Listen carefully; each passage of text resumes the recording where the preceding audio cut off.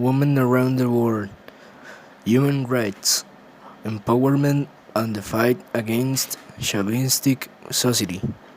While the world has achieved progress toward gender equality and women's empowerment under the Millennium Development Goals, including equal access to primary education between girls and boys.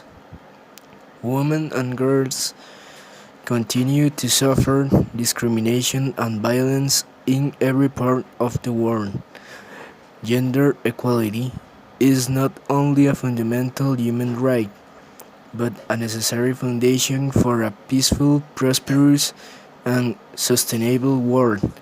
Unfortunately, at the current time, 1 in 5 women and girls have reported experiencing physical or sexual violence by an intimate partner within a 12-month period, and countries currently have no laws protecting women from domestic violence.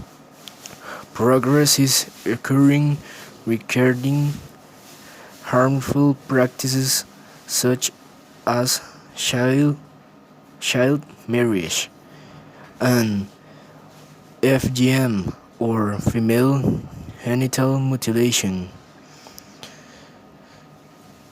which has declined by 13% in the past decade, but there is still much work to be done to completely eliminate such practices. Providing women and girls with equal access to education, healthcare, decent work, and representation in political and economic decision-making process will fuel sustainable economies and benefit societies and humanity at large. Implementing new legal frameworks regarding female equality in the workplace and the eradication of harmful practices targeted at women is crucial to ending the gender-based discrimination prevalent in many countries around the world.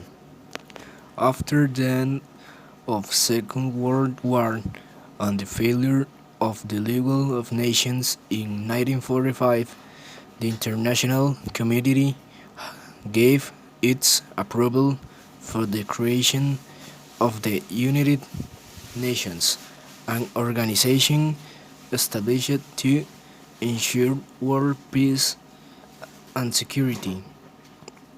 From the outset, this institution has insisted upon the importance of the communication media in development and cooperation between nations. The first article of the Constitution of UNESCO from 1945 states that the UN will always collaborate in the work of advancing the understanding of nations through the mass communication media, establishing such international agreements as may be necessary to promote the free flow of ideas and images. The freedom of information is a topic that has been present in many of the covenants and agreements brought up by the United Nations. Thus, in Article 19 of the Declaration of Human Rights 1944,